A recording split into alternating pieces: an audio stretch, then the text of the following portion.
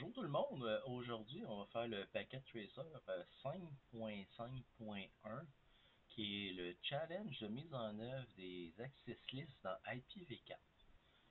Donc ici on a quand même un très gros réseau, où est-ce qu'on a du côté gauche le siège social, le HQ, ok? Ensuite à droite on a les branches, ok? Le branch LAN 1, le branch LAN 2, de ce côté-là le LAN 1 et le LAN 2 au niveau HQ, et on a aussi une simulation d'Internet avec un serveur externe et un usager externe. Donc, on voit ici la table d'adressage du réseau filial. Ok. Ici, il y a une petite erreur, mais c'est pas grave. Là. À ce niveau-là, on va passer au travers tantôt. On voit qu'ici, HQ a 4 interfaces. Si on met le mouse over, ok, le mouse over ne fonctionne pas. On peut l'ouvrir. Et on va faire un show IP interface brief. Ok. Et là, on voit gigabit 0001 serial 010. Et là, on voit ici que dans le fond, ça ici, c'est HQ. Et ici, dans le fond, ça va être la filiale. Ici, au niveau des titres, c'est inversé. Il ne faut pas paniquer avec ça. On va quand même faire les choses à la bonne place. OK. Au niveau ici des PC, j'ai mes PC ici 1, 2, 3, administrateur, branch server, branch PC. Et là, dans le fond, les objectifs de ce Packet Tracer-là, c'est configurer un routeur avec des listes d'accès nommées. Nommé étendu, et des listes pour contrôler l'accès aux lignes terminales. Okay? Fait que ça, ici, on l'avait vu en classe pour les fameuses lignes VTI. Okay? Fait que là, ça, c'est les objectifs. Et la partie la super importante, ce que vous voyez ici, c'est des instructions pour les listes. Ce n'est pas des commandes. En d'autres mots, il va falloir faire attention comment on les écrit pour le pointage. Okay? Parce que quelque chose pour être efficace pour la demande, mais ne pourrait pas rentrer dans les pointages du script de correction. Okay? Fait ici, des choses qui sont super importantes à comprendre, c'est les directives. Okay? Première directive, n'utilisez pas d'instruction de refus explicite à la fin de vos listes. Fait que souvent, on se rappelle, on faisait un deny any ou un deny IP any, okay, pour justement compter les mauvais accès. Ici, ils disent de ne pas les inclure. Okay? C'est pas quelque chose qu'on va faire. On va toujours en mettre quand on va faire des vraies listes d'accès pour compter les mauvais accès, mais ici, le correcteur ne veut pas les voir. Okay, le correcteur automatique. Fait que ça, c'est super important. Ensuite, utilisez les raccourcis host ou tout. Okay, dans le fond, ici, c'est host ou any, chaque fois que possible. En d'autres mots, il va falloir se dire, OK, est-ce qu'il y aurait moyen d'utiliser host ou any dans ces cas-là? Okay, fait que là, dans le fond, ici, des fois, au lieu de mettre, supposons, le réseau avec le wildcard, dans certains cas, on va pouvoir mettre any à la place. Okay, fait que ça va être important si on veut avoir nos points. Ensuite, écrivez vos instructions ACL pour répondre aux exigences dans l'ordre dans lequel ils sont spécifiés. Okay, fait que si vous voyez les exigences, ils disent bloquer le FTP, bloquer le ICMP. Pour avoir les points, il ne faut pas les mettre dans l'autre ordre. Il ne faut pas faire le FTP après le ICMP. Fait que ça, c'est important. Ensuite, placez vos ACL dans l'emplacement et la direction les plus efficaces. Okay? Fait que normalement, on se rappelle qu'une route, plutôt qu'un access list standard, on met ça le plus proche de la destination, tandis qu'un access list étendu, le plus proche de la source. OK? Dans le cas ici, on nous suggère peut-être aussi de le mettre à d'autres endroits. OK? Donc, dans la direction la plus efficace en plus de l'emplacement. OK, fait qu'on va se partir un bloc-notes comme on fait souvent. OK? Pour justement écrire nos access lists et les voir pendant qu'on parle. OK? Après, on va les copier aux endroits qu'il faut. OK? Fait que la première access list qui nous demande, c'est créer une access list. OK? Donc ici, on va écrire access list. OK? Parce que c'est une access list étendue. Étant donné que c'est 101, on se rappelle à partir des nombres entre 0 et 99 sont réservés au standard. Une étendue va être à partir de 100 jusqu'à 199. Donc ici, je crée mon access list et là, ils nous disent bloquer. Donc si on dit le mot bloquer, on va commencer par deny. Et là, on veut bloquer FTP au serveur web d'entreprise. Là, je vais descendre ici. Ils veulent que je bloque quelqu'un, okay, donc Internet, quelqu'un de l'Internet qui essaierait de rejoindre le serveur web ici, il faut qu'il soit bloqué. Okay. Donc, si je fais un exemple, ils disent, je ne sais pas s'il y a du NAT, on va le savoir tout de suite, 192.168.1.70. OK. Est-ce que vous voyez, je suis capable de l'extérieur de rejoindre le serveur Enterprise Web Server. OK. Donc ici, il nous demande de bloquer ça. Donc ici, je fais un deny. Le protocole, c'est du protocole FTP, c'est sur TCP comme mode de transport. À partir de là, comme c'est de l'Internet, c'est toutes les adresses qui pourraient être valides sur Internet. Donc, je vais faire any comme source et la destination, ben ça va être le host 192.168.1.70. OK? À partir de là, de n'importe où sur Internet, je ne veux pas que les personnes accèdent le host, OK, qui est le web server. Et là, je vais faire égal, dans le fond, pour regarder le port de destination. Parce que dans le fond, ici, il nous demandait de bloquer le FTP. Fait que ça, c'est la première entrée qu'il nous demande. Ensuite, la deuxième chose qu'ils nous disent, aucun trafic ICMP à partir de l'Internet ne doit être autorisé à des hôtes sur le réseau local 1. OK? Là, ici, qu'est-ce qui est important, c'est le réseau local. Fait qu'ils nous disent que les pings ne devraient pas être capables de se rendre à .10, .20, .30, mais devraient être capables d'aller ailleurs. Okay? Fait que dans le fond, c'est ça qu'ils nous demandent ici. Fait que donc, la première partie va être identique. Okay? Fait que je vais vouloir empêcher quelque chose sur ICMP. Et là, ici, qu'est-ce qui est important de voir, c'est que on dit trafic ICMP. On ne dit pas lequel la gang d'ICMP qu'on veut empêcher. Donc, c'est tous les messages ICMP. Echo request, echo reply, redirect, etc., etc. On ne veut pas que ça s'envoie. Donc, comme ça vient de l'Internet, ça serait n'importe quelle IP adresse, OK, vers le réseau 192.168.1.0. OK, fait que dans le fond, c'est le HQLAN, c'est celui-là, donc le sous-réseau, OK, a été découpé en morceaux.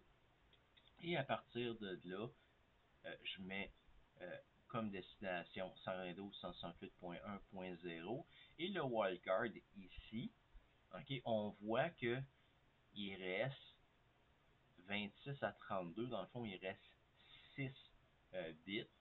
OK, donc, La valeur maximum qu'on a avec 6 bits, c'est 64.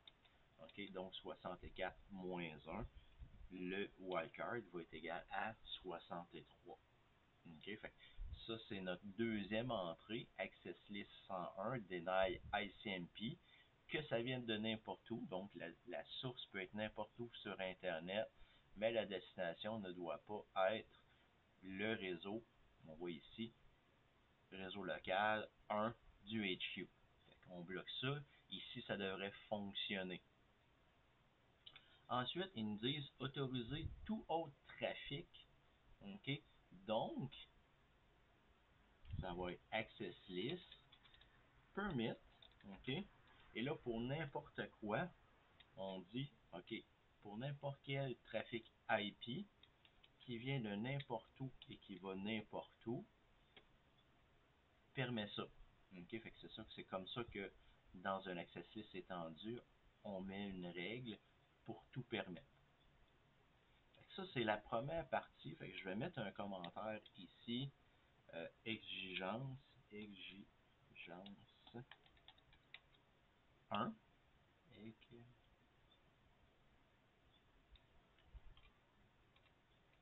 OK, fait que ça, c'est notre première demande qui a été. Et là, où est-ce que je vais l'appliquer?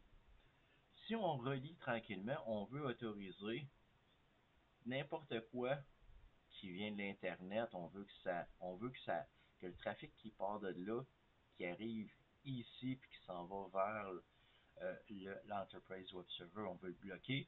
On veut bloquer, supposons, des pings qui vont aller dans cette direction-là. Et on veut autoriser d'autres choses ici. Donc, si on regarde ça, la meilleure place, ça serait l'interface qui est ici. OK? Avec l'interface qui est ici, S, vous voyez, avec le mouse over, S010 serait le meilleur endroit pour placer la liste d'accès. Donc ici, je vais écrire interface S0/1/0 et on va dire IP Access Group. Et là, on va le mettre en entrée. Okay, qu'est-ce qui va arriver? L'Internet va être filtré à l'entrée ici. Et à partir de là, ça devrait fonctionner. Okay, fait que ça ici, c'est la première exigence qu'on vient de faire. Je vais le copier. Je vais mettre de côté pour l'instant. En l'autre mot, ici, on avait vérifié que ça fonctionnait. Si on refait aussi des pings, okay, les pings vers 192.168.1.10 fonctionnent ou ne fonctionnent pas. On va le voir, ce ne sera pas long. Deuxième entrée. On voit que ça fonctionne. Vers le LAN 2, si je vais avec 67, est-ce que ça fonctionne?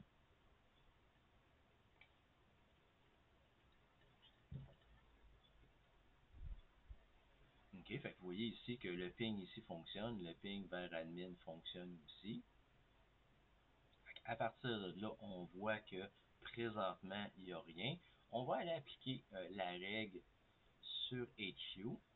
On va aller en confier.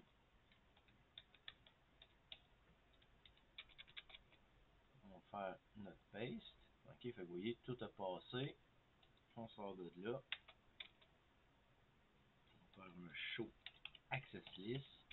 OK, vous voyez mes trois entrées que j'ai demandées. On voit que le score est monté à 19.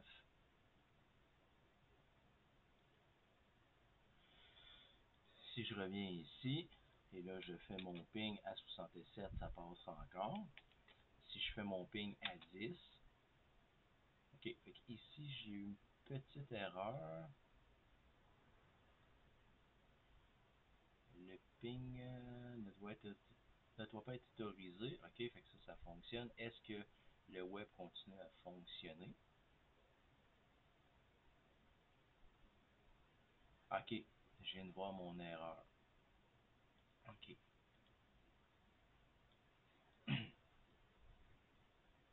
le fond, ici, j'ai fait l'access list 101 qui était demandé ici.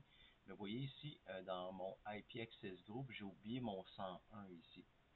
OK, fait que à partir de là, incomplete command. Fait que ça ici, je l'avais pas vu passer. OK, fait que je vais aller rajouter ça ici. Je vais recopier cette partie-là. OK, fait que c'est pour ça que c'est important de faire les tests avant de continuer. Là, vous voyez pas, j'ai pas d'incomplete command. On a augmenté aussi notre score, mais dans la vraie vie, vous n'avez pas de score qui augmente. OK, fait que ici, je retourne à mes pings. Vous voyez, host unreachable, parce que dans le fond, je me fais avertir par HQ que c'est pas accessible. Et au niveau de mon web browser, donc ma première règle, ok, est-ce que je suis capable encore de faire du HTTP 192.168.1.70? Ok, je suis encore capable. Et là, je vais aller dans le prompt ici. Je vais faire FTP 192.168.1.70. Et là, vous voyez Trying to Connect. Donc, la règle de FTP ici m'empêche, fait que la règle ici m'empêche de faire mon travail. OK, fait que ça, c'est normal, c'était demandé. Si je retourne dans HQ, OK, et je fais un Show Access List, vous voyez que j'ai des hits sur le Deny ICMP et j'ai des hits sur le FTP. OK, et comme j'ai fait quelques pings qui ont passé, j'ai un permit ici. OK, fait qu'ici, j'ai une petite erreur de ma part. OK, mais il faut faire nos tests, fait que comme ça, on est capable de trouver nos erreurs durant les tests. OK, donc notre première access list est fait. Je vais y aller avec l'exigence numéro 2.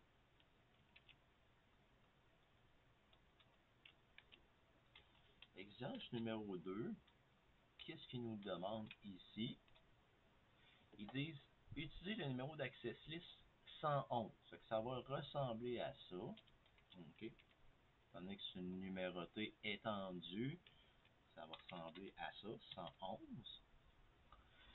Et là, on dit aucun autre sur le réseau local 1 de HQ, ça veut dire la gang ici, ne doit pouvoir accéder au serveur de filiale. En d'autres mots, j'ai deux serveurs ici, donc à 192.168.2.17, ok, 192.168.2.45, ok. Et là, j'ai deux serveurs, mais ici, on relie comme il faut. Ça, c'est un branch PC, ça, c'est un branch server. Fait que j'ai juste une place euh, à, dans le fond, quand on parle de ça, on parle d'une destination. Fait que si je parle de destination, ça va être 192.168.2.45. Ça, c'est la destination, mais la source ici est importante. OK? C'est où que je vais la placer? On dit souvent qu'on va placer ça le plus proche possible de la source, étant donné que c'est un étendu. Fait que je pourrais avoir tendance à écrire 192.168.1.0 avec le point 63, comme on a vu tantôt ici, dans la première règle. C'est pas mauvais. Ensuite, on dit bien entendu, tout autre trafic doit être autorisé. Fait que ça, c'est notre fameux, pour les étendus, c'est notre fameux any. Ici, ça serait complété. Et là, ben, je le mettrais à l'endroit ici. Fait qu'avec un mouse over, vous voyez gigabit 000.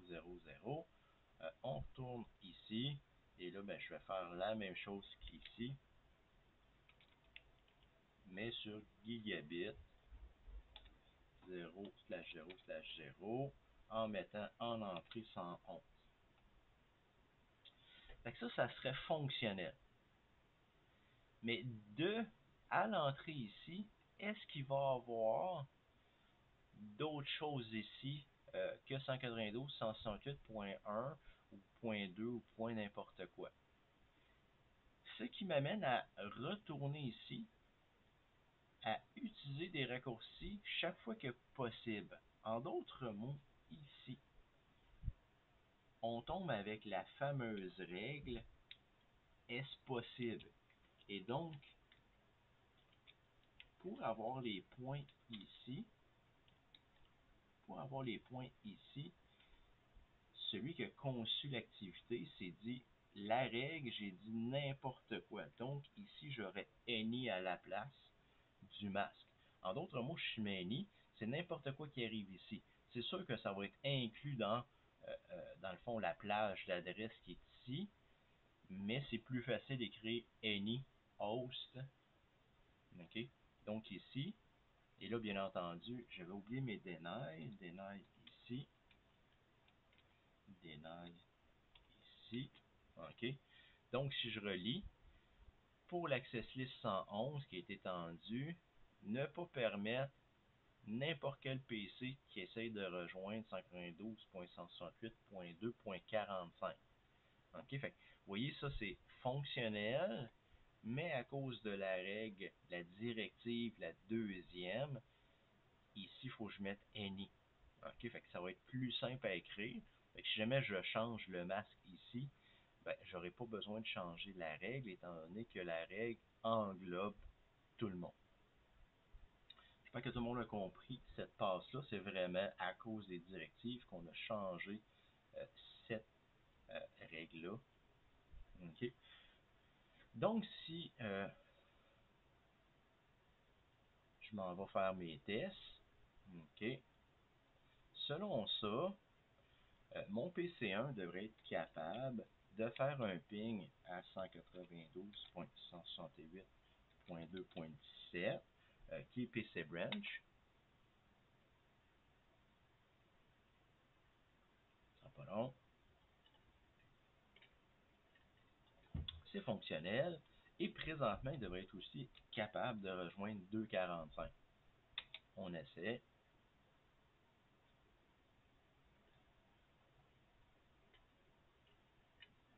C'est fonctionnel. Donc, à partir de là, je vais aller chercher ma règle. Donc, mon access list qui empêche n'importe qui ici d'aller vers 2.45. Donc, on va être capable encore d'aller vers 2.17. Je vais appliquer ça en entrée ici sur HQ. Donc, on fait un copier-coller. CTRL-C. On va dans HQ. On passe en mode de configuration globale.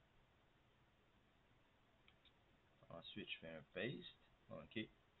Ici, j'ai fait une petite erreur. Deny. OK. Ici, bien entendu, j'ai oublié. Ça, c'est important de relire qu'est-ce qu'on dit. Access list 111, deny. Et là, ben, comme on demande n'importe quoi, la règle, c'était IP, any. OK? Fait que ça arrive des fois qu'on se trompe. OK? Là, je vais refaire un copier-coller de ça. Et là, bien entendu, il faut que je l'efface qu'est-ce que j'ai fait. Fait que je vais faire flèche par en haut.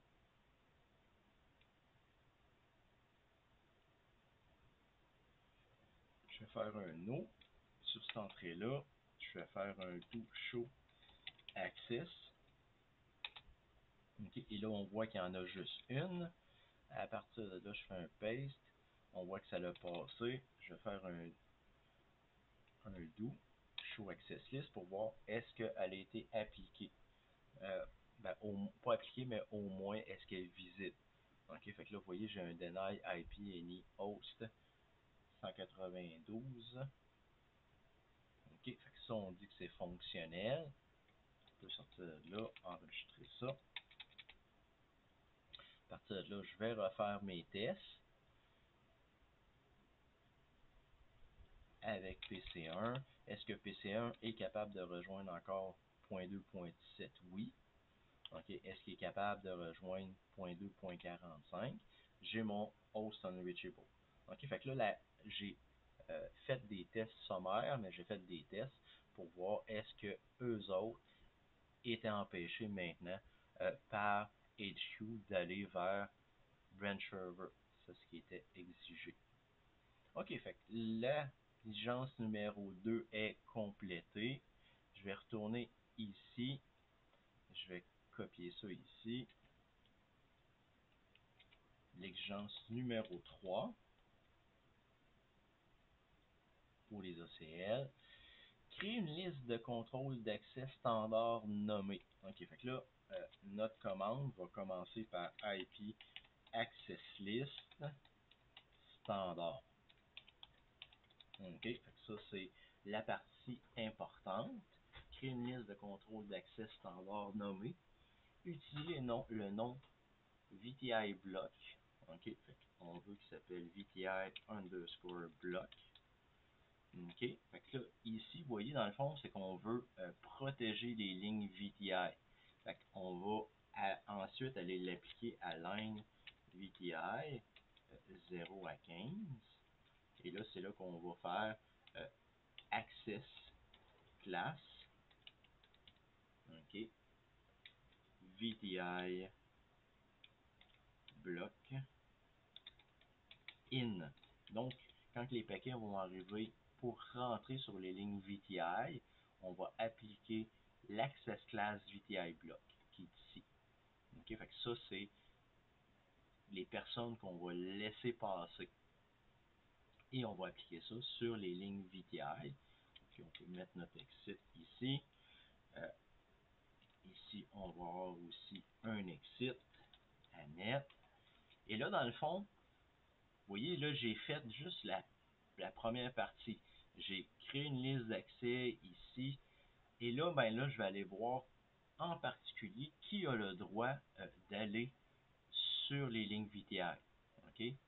Fait que, on va lire tranquillement, créer une liste de contrôle d'accès standard nommée, utiliser le nom VTI, fait que ça c'est bon, je l'ai fait. Le nom de votre ACL doit correspondre exactement à ce nom, c'est ça que j'ai fait ici. Seules les adresses du réseau LAN 2 du HU. Ça veut dire que c'est juste cette gang-là ici. OK? Fait que là, ici, on parle de permit, une source, 192.168.1.64. OK? Fait que ça, c'est le réseau source. Seules les adresses du réseau LAN 2 de HU, LAN 2 de HU, c'est ici, doivent pouvoir accéder aux lignes VTI du routeur. Donc ici, on voit 192.168.1.64 et c'est un slash 29. Slash 29, ça veut dire quoi? C'est qu'il reste 3 bits pour la partie host, donc 30, 31, 32. Avec 3 bits, le maximum c'est 8. Donc, ici, je vais avoir 8 hosts possibles, donc le wildcard, c'est 7. OK, donc 8 moins 1, ça donne 7. Un peu comme tantôt qu'on avait fait notre 64 moins 1. Fait que ça, c'est la règle qui va permettre d'accéder aux lignes VTI. OK, fait que ça, c'est notre exigence 3 qui est complétée. Et là, ben, avant ça, on va faire nos tests. OK?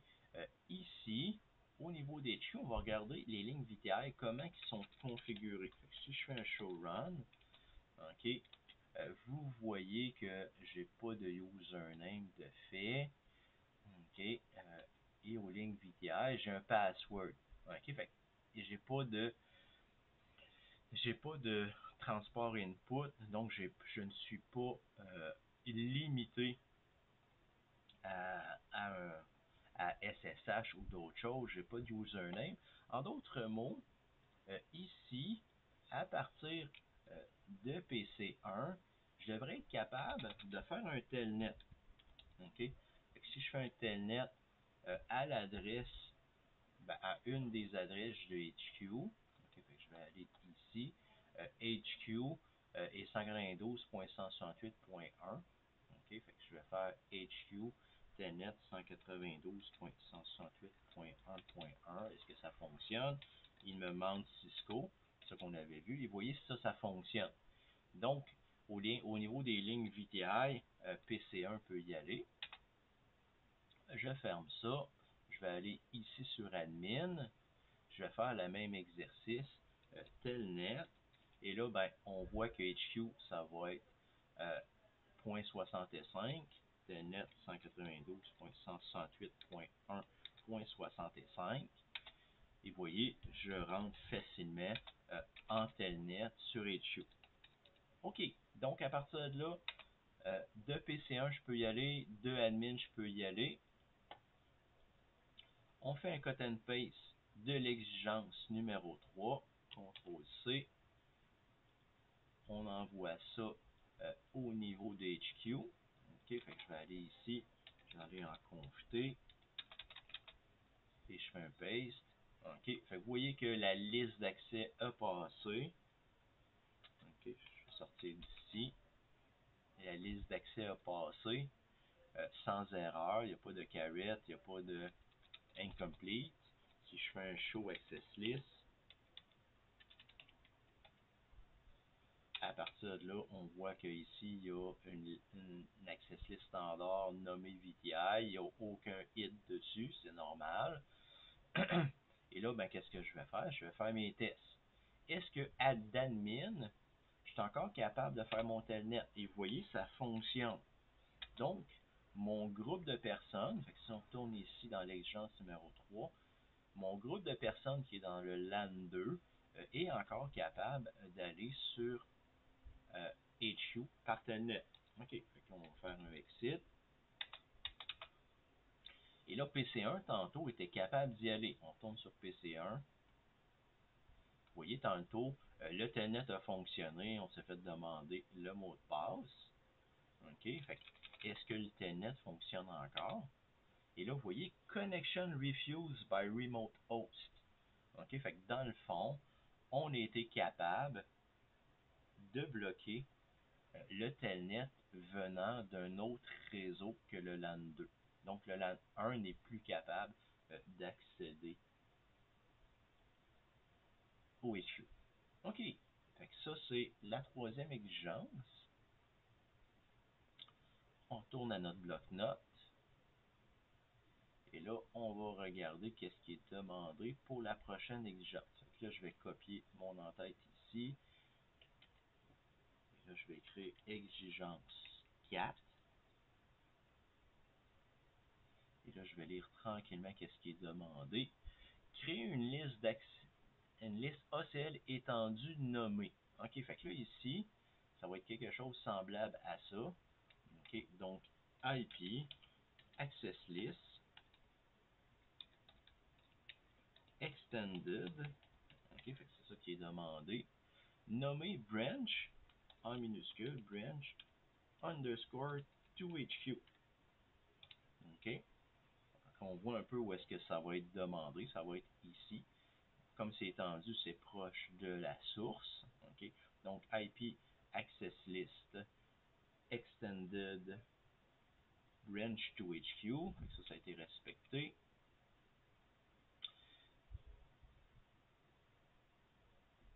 Aucun autre sur l'un ou l'autre des réseaux locaux de la filiale ne devrait être autorisé à accéder au réseau local 1HQ. OK? Utiliser une instruction de liste d'accès pour chacun des réseaux locaux. Là, en d'autres mots, qu'est-ce qu'ils disent? OK? C'est que Branch PC ne devrait pas être capable de faire un ping à qui que ce soit sur le LAN 1, ici. Même chose pour le Branch Server.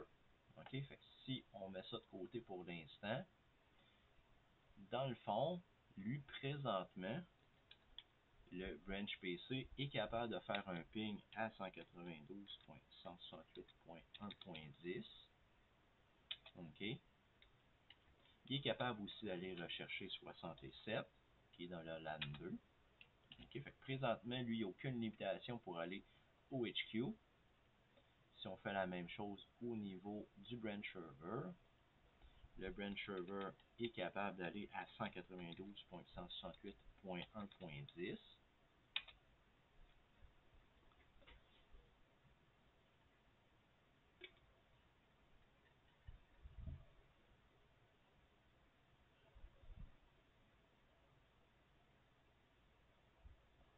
vrai qu'on avait une règle tantôt qui empêchait quelque chose de passer dans cette direction-là, mais il devrait être capable d'aller vers 67. Et vous voyez, ça fonctionne. Parce que dans le fond, on avait une exigence tantôt pour que eux autres ne puissent pas aller vers le serveur. Fait il y a comme deux règles qui vont empêcher. Donc ici, vous voyez, je suis capable d'aller vers 67, je suis capable d'aller aussi vers 70. Présentement, je n'ai pas de règle qui empêche le serveur d'aller ailleurs. OK. Donc, on a fait nos tests préliminaires. OK. Donc, après, ben, cette access list-là, il va falloir que je la mette sur une interface. OK.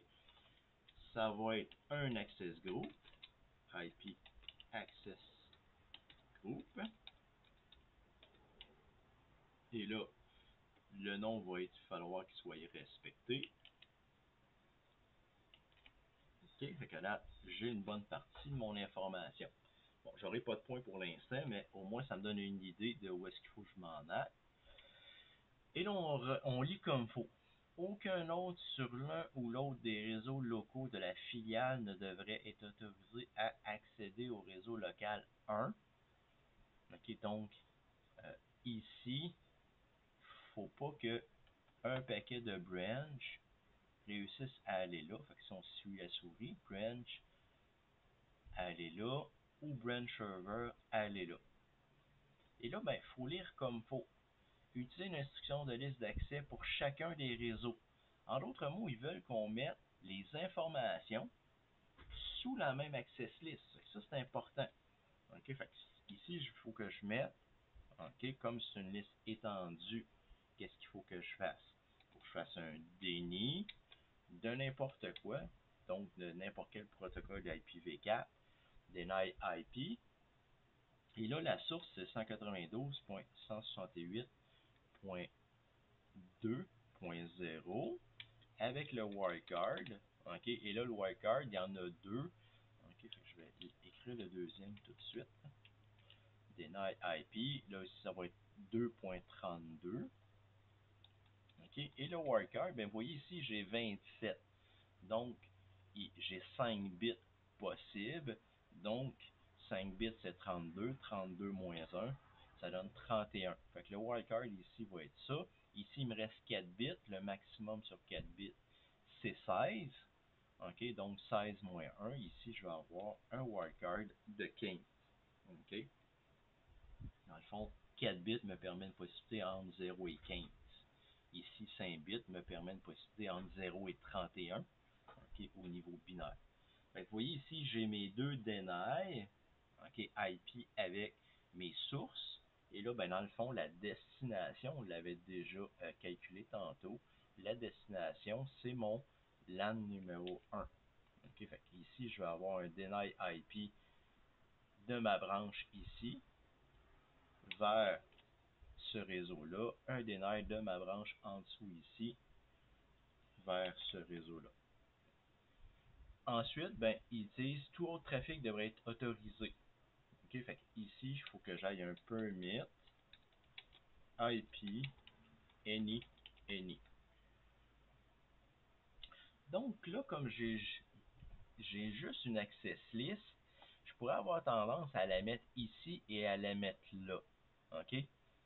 Donc, je la mettrais ici à la sortie de BR, dans le fond, à l'entrée vers BR S3 et à l'entrée ici vers BR S4. OK, fait que je la mettrais à deux places. Mais on se rappelle des placez vos ACL dans l'emplacement et la direction les plus efficaces.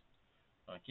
Fait que dans ce cas-là, le best, ça serait de le mettre en sortie sur S011. OK? Fait que ça ici, c'est à cause des exigences importantes ici. Donc ici, ça serait S0/1/1, comme on vient de voir. Et en sortie, donc j'aurais mon IP Access Group Branch to HU en sortie. Donc, en plaçant ça ici à la sortie, vous voyez ma souris, en plaçant ça là, j'ai besoin de mettre mon access list étendu à un seul endroit. OK? Au lieu de le mettre à ces deux places-là, donc le plus proche de la source, Mais comme j'avais une exigence qui me disait de mettre deux entrées, une par chaque liste, on ne m'a pas demandé de créer deux access lists séparées avec deux deny. On m'a demandé d'en faire juste une. À partir de là, je vais aller dans le serveur branch, ici au niveau du routeur branch, et je vais appliquer mon access list. OK, fait qu'on va aller en enable, en configure terminal, on va appliquer l'access list, et voyez que tout a passé, OK, sans problème. Je fais un show access list, et là vous voyez que j'ai mes trois entrées. Si on fait nos tests, OK, tantôt on avait fait un test de branch PC. Est-ce qu'il est capable de rejoindre admin? Il est encore capable de rejoindre admin. OK, fait que là, notre access list ne bloque pas ce trafic-là. Si je fais un ping vers 10, on voit destination unreachable. OK, ça ne peut pas aller plus loin. OK, si j'arrive ici, est-ce que je suis capable encore d'aller vers 70? Oui. Est-ce que je suis capable encore d'aller vers 67? Oui. Est-ce que je suis capable d'aller vers 10? Ben, tantôt, ça ne marchait pas. Ça ne marchera pas plus. OK? Étant donné qu'on avait déjà l'exigence euh, d'un autre au niveau de l'exigence numéro 1. J'espère que ça vous a aidé à comprendre un peu mieux les différents aspects, OK, des access lists, comment comprendre les demandes. Fait que le bout très important euh, de cette activité-là, c'est de comprendre les exigences et directives pour la notation et chaque ligne, qu'est-ce que ça veut dire au niveau des commandes. Fait qu'on a abouti, dans le fond, à ce bloc-notes-là. Exigence numéro 1. OK, fait que ça, c'était assez clair. Ici, fallait pas faire un deny sur le réseau, mais un deny IP any. OK, fait que ça, c'était la partie qui était un peu, on pourrait dire, tricky, OK, qui était problématique, mais c'était à cause de la directive utiliser les raccourcis autres ou any chaque fois que possible.